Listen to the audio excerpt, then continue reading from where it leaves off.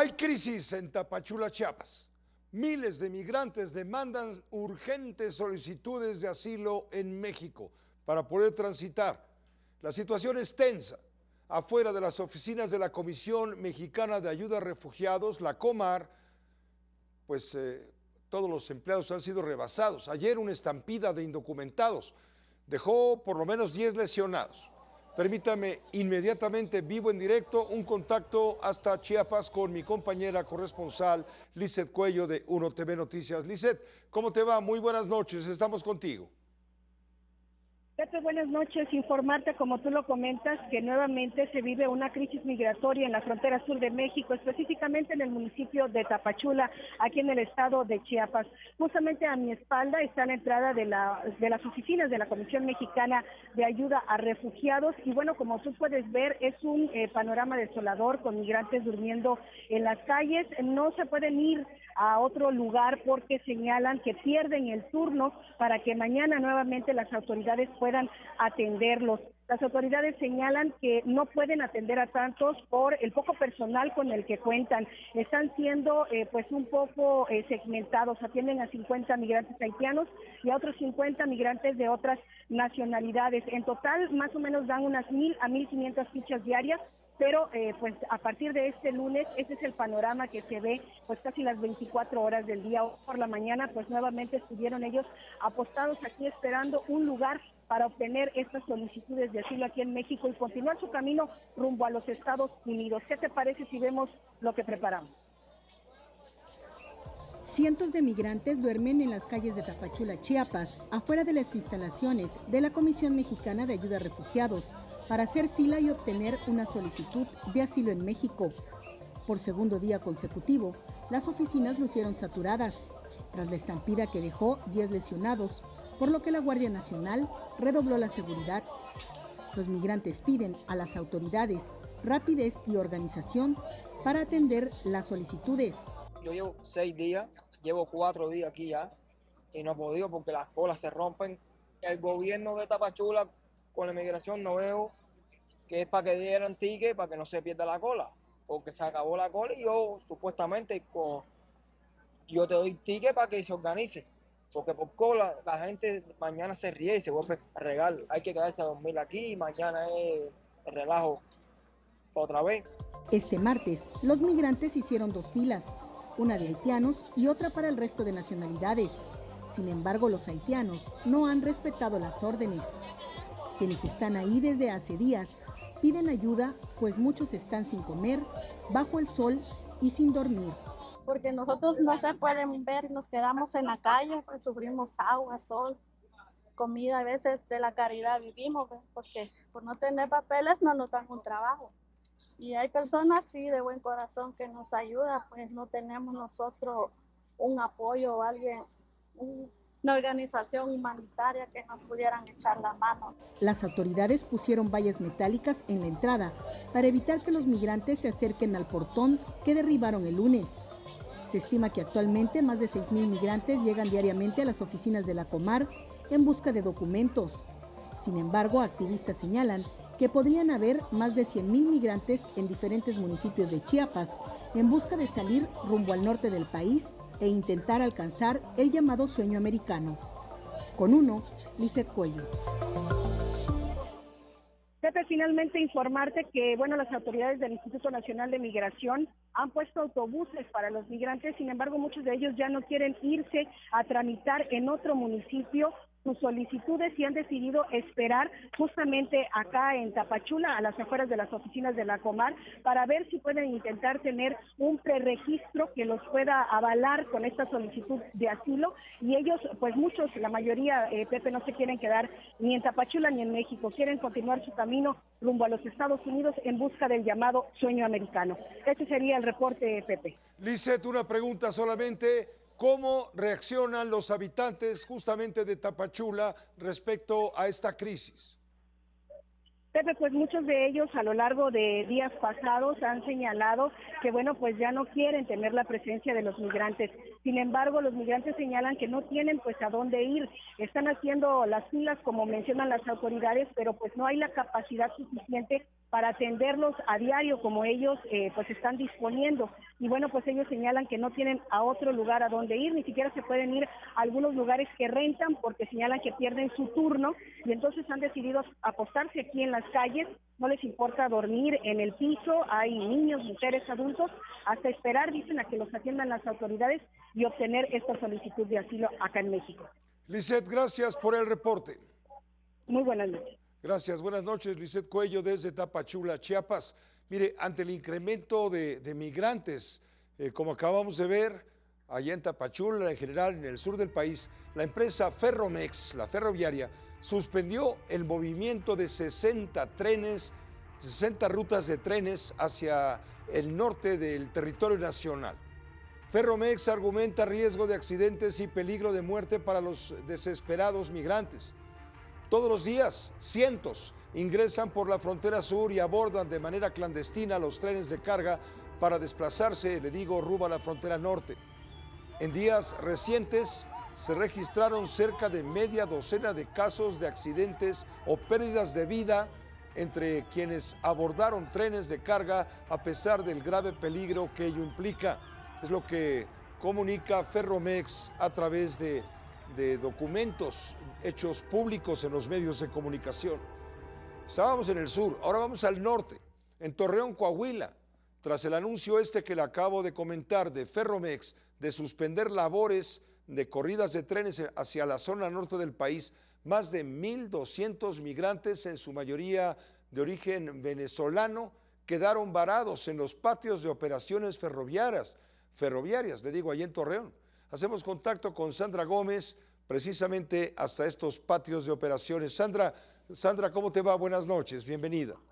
Hola, ¿qué tal? Muy buenas noches, te saludo con muchísimo gusto y efectivamente, pues aquí el panorama del municipio de Torreón, Coahuila, pues es algo triste el estar observando a cientos de migrantes que quedaron prácticamente varados en este punto y precisamente nos encontramos en lo que es en el puente, que están los vagones de tren, en este caso los patios de Ferromex, donde prácticamente alrededor de 1,200 migrantes están aquí prácticamente postrados y esperando las horas para ver cuáles serían las indicaciones que pues les puedan dar las autoridades en este caso para poder continuar con su largo camino que es por ese famoso sueño americano. Te comento que en estos momentos y a esta hora pues los migrantes observan prácticamente a los lados de las vías de tren, en donde ahí pues van a pasar la noche, tal y como fue el día de ayer, porque te comento que desde ayer a las 4 de la tarde prácticamente un grupo de migrantes, en su mayoría de origen venezolano, quedaron aquí prácticamente pues a la deriva. Y bueno, y hoy por la mañana llegó otro tren también cargado de migrantes y pues desafortunadamente también quedaron varados. Te comento también que al menos durante toda la tarde se ha estado observando la presencia de algunos elementos de la Sedena, de la Guardia Nacional, que han estado aquí también al pendiente en este punto para ver cuáles serían pues las nuevas indicaciones de Ferromex en este caso, luego de haber suspendido sus actividades. Así que bueno, nosotros nos mantenemos aquí muy al pendiente. Sandra, muchas gracias por el reporte. Muy buenas noches. Buenas noches. Gracias, Sandra Gómez desde Torreón, Coahuila. ¿Cuál es la situación de los migrantes en otros estados de la República, además de Chiapas y la región de La Laguna, en Coahuila? Mire, en Irapuato, Guanajuato, más de 800 migrantes esperan el arribo de estos trenes de carga para dirigirse a la Unión Americana. Y conforme avanzan las horas, pues siguen llegando más y más migrantes. En Ciudad Juárez, Chihuahua, ya en la frontera, la oleada migrante es todavía mayor. El pasado fin de semana fue captado un tren con cientos de personas pues en los techos de los vagones. Una de esas personas al bajar resbaló. Un pedazo del pie le fue cercenado, imagínense. En Aguascalientes se repite la situación. Aumenta el número de migrantes montados en los techos de los vagones de este tren conocido como La Bestia. El tren hizo una escala de casi 3 horas en el patio de maniobras de Ferromex en San Francisco de los Romos. Quedaron varados 900 centroamericanos sobre todo. A ellos se sumó otro grupo de 500 procedente del municipio de Cocío en el límite con Zacatecas. En las próximas horas esperan la llegada de otros 1.500 migrantes procedentes del estado de Guanajuato. A su paso por Zacatecas, otro punto clave, los migrantes viajeros a bordo del Tren de la Bestia reciben pues la ayuda que puede darles la gente, prácticamente caridad, trozos de pan, agua, poco de alimentos y sobre todo mucho ánimo, eso sí, ánimo de la gente, del pueblo, de la zona para continuar el camino rumbo a la frontera con Estados Unidos. Con uno, Omar Hernández, corresponsal en Zacatecas, informa.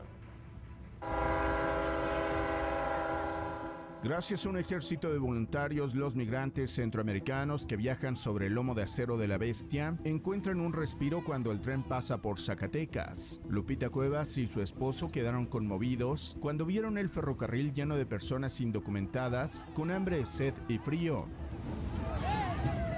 Mi esposo y yo veníamos del mercado de abastos y vimos toda la gente que venía en el tren. Entonces decidimos comprar algunas botellas de agua para regalar, pero pues fueron insuficientes. Lupita decidió pedir ayuda a los habitantes de la comunidad La Pimienta, donde vive, y se fundó el colectivo Máquina 3030 Amor Sin Fronteras. Lupita es de ahí de mi comunidad y mi hermana fue la primera que se unió con ella. Empezaron como 7 personas y ya después yo me uní con ellos y les ayudé a recolectar, a comprar aguas. Para obtener los apoyos se requieren días enteros de trabajo. Los voluntarios recolectan en el mercado de abastos algunos insumos. Otros los consiguen gracias a la generosidad de la población. Nos preparamos embolsando cosas para tener todo listo cuando llegue el tren. Al colectivo se unió Jacqueline, trabajadora de una llantera ubicada al pie de la vía. Con el permiso de su jefe montó un improvisado centro de acopio. Cuando el tren se marcha, viene una tormenta de sentimientos encontrados. Los voluntarios esperan que la ayuda que se brinda en Zacatecas sirva de apoyo y consuelo a los migrantes en la búsqueda del sueño americano. Que les vaya bien en su camino y ojalá lleguen con bien y para poderles dar una vida mejor a su familia. Con uno, Omar Hernández.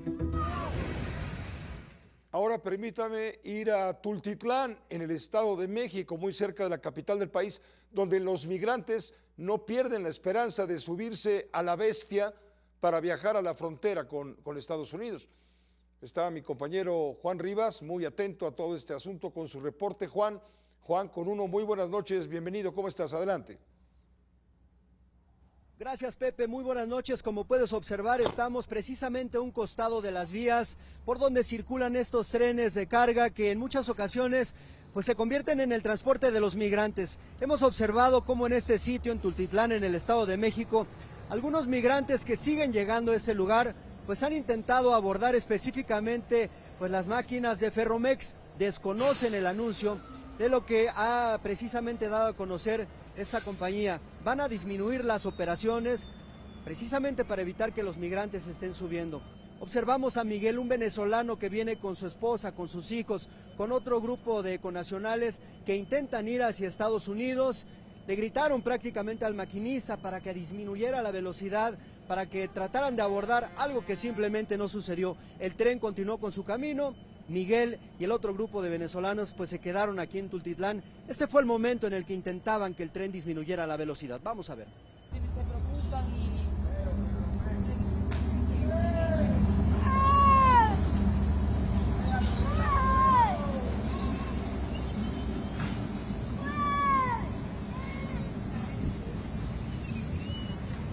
Minutos después le preguntábamos a Miguel si conocía este anuncio de Ferromex. Él no sabía, por eso lo intentó, pero no solo eso, también desconocen las rutas hacia dónde van esos trenes. Lo único que intentan es que los acerquen un poco hacia el norte. También le consultábamos, Pepe, ¿por qué no intentan hacer el trámite ante la Comar, ante la Comisión Mexicana de Ayuda a Refugiados?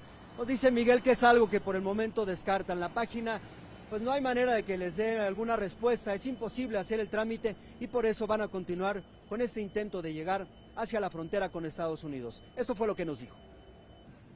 Porque no, la cita no abre, la página está colapsada y entonces no aguanta porque es mucho el gasto, pues, ¿me entiende? Como uno tiene niños. ¿Ese tren hacia dónde va? No sabemos hacia dónde va. No tenemos información de eso. No nos dan informaciones hacia dónde va. Que vaya hacia el norte, ya los va a sacar. Que nos lleve hacia arriba, por lo menos. Queremos llegar por lo menos a Ciudad Juárez. Aquí en Tultitlán, en el Estado de México, Pepe, en esta zona de carga y descarga de trenes, no se descarta que en los próximos días se incrementen la llegada de migrantes derivado de todo esto que estamos viendo, está sucediendo ahí en la zona de Chiapas. Por lo pronto el reporte que tenemos desde esta zona, Pepe, en donde continúan las maniobras de los trenes a esta hora de la noche. Gracias, Pepe, buenas noches. Gracias Juan, muy buenas noches. Gracias Juan Rivas desde Tultitlán en el Estado de México.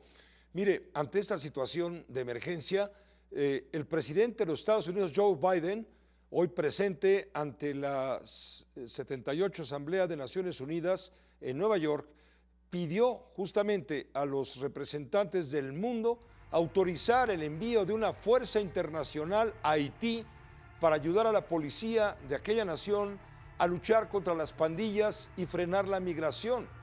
Ahí lo estamos viendo ya. Autoridades haitianas y el secretario general de Naciones Unidas, Antonio Guterres, llevan meses pidiendo un despliegue en el país caribeño. Sin embargo, muchos gobiernos se han mostrado reticentes a intervenir. La misión necesita luz verde del Consejo de Seguridad de la ONU. Haití lleva años sumido en una crisis humanitaria, política y de seguridad, motivos por los cuales miles de ciudadanos intentan migrar a otras naciones. En cuanto a Haití, la comunidad caribeña está facilitando un diálogo entre la sociedad haitiana. Doy gracias al presidente Ruto de Kenia por su voluntad de servir como nación líder de una misión de apoyo a la seguridad respaldada por la ONU. Pido al Consejo de Seguridad que se autorice esta misión ahora. El pueblo de Haití no puede esperar mucho más. Tenemos contacto en vivo, en directo en este momento con la doctora Eunice Rendón, en su calidad de coordinadora de Agenda Migrante, especialista desde luego en temas de migración. Doctora Eunice, muchas gracias por recibirnos. Buenas noches. Hola, buenas noches, Pepe, ¿cómo estás? Bien, gracias, Eunice. Estamos viendo una verdadera crisis humanitaria que no logra ser controlada, rebasa a las autoridades abocadas para poder resolverla y parece que la solución está cada vez más lejana y peligrosa, Eunice.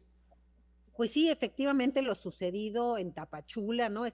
Esta ahora sí que aglomeración de migrantes tan grande que llegó a la Comisión Mexicana para el Refugio muestra pues la desesperación que tienen los migrantes. Hay que recordar que los procesos que normalmente debieran durar cerca de 3 meses, pues han durado hasta 1 año o más. Entonces, por un lado la gente está desesperada, por otro lado también la gente que vive en Tapachula, pues cada vez tiene sentimientos más negativos en contra de los migrantes porque hay una presencia permanente. Y bueno, creo que así como está pasando en Tapachulas, en otros puntos también tenemos estas concentraciones migrantes, estamos viendo muchas unidades familiares, seguimos viendo gente que sale de Haití, de Venezuela, de diferentes, de Haití y de Venezuela, que han sido 2 de los países de mayor afluencia, de Cuba también, pero ahora también se suman gente de Ecuador, ¿no? Otra vez vemos una gran afluencia de Guatemala, estamos viendo incluso muchos africanos que vienen por todo lo que está sucediendo en Europa.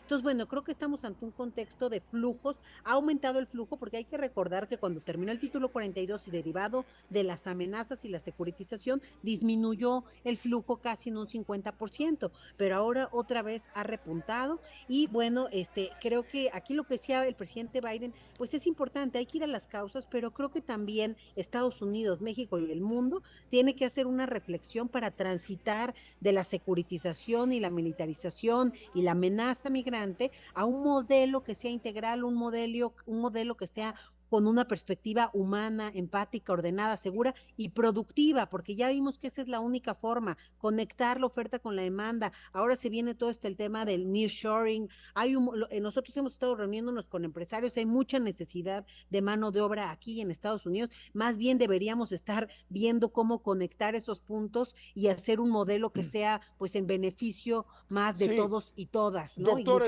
estamos de acuerdo, doctora, estamos de acuerdo, porque es una solución integral de fondo, verdaderas causas y posibles soluciones, pero eso va a tomar tiempo y ahora lo que tenemos es una emergencia. ¿Cuál es la solución que tú propones ya no es corto plazo, en el plazo inmediato, para mañana, para dentro de una hora. ¿Qué tiene que hacer el gobierno? ¿Qué tiene que hacer la sociedad para enfrentar esta situación de emergencia? Mira, yo creo que tampoco es un tema tan difícil de hacer esto de la conexión de la oferta con la demanda. Ya lo ha hecho la ACNUR de la mano con el gobierno con 30,000 refugiados y les ha ido muy bien. Más de 170 millones de pesos han pagado tan solo en impuestos en un año, lo que significa 4 veces o 5 el presupuesto de la Comisión Mexicana para el Refugio. Y por otro lado, también creo que la misma comisión tiene que abrir oficinas en otros lados. El tema de tenerlos todos concentrados en Tapachula también genera esto que estamos viendo. Entonces, muchos migrantes nos han dicho a nosotros, tenemos redes de apoyo y familiares en otros estados, pero no hay oficinas de la Comisión Mexicana para el Refugio. Entonces yo creo que eso es algo que también pudieran haber provisionalmente de la mano de las oficinas del Instituto Nacional, es decir, utilizar lugares que ya existen para armar esas oficinas y poder tener una oferta en otros sitios. Y pues por el otro lado, creo que sí es importante pues poder ver las solicitudes de una forma más expedita para ver quién tiene un caso de refugio, quién no,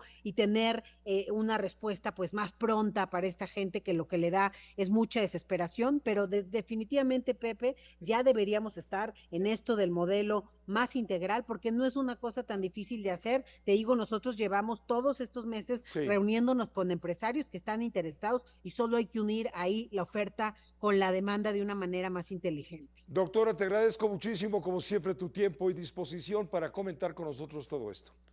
Muchas gracias a ti. Buenas noches, Pedro. Gracias. Buenas noches. La doctora Eunice Rendón.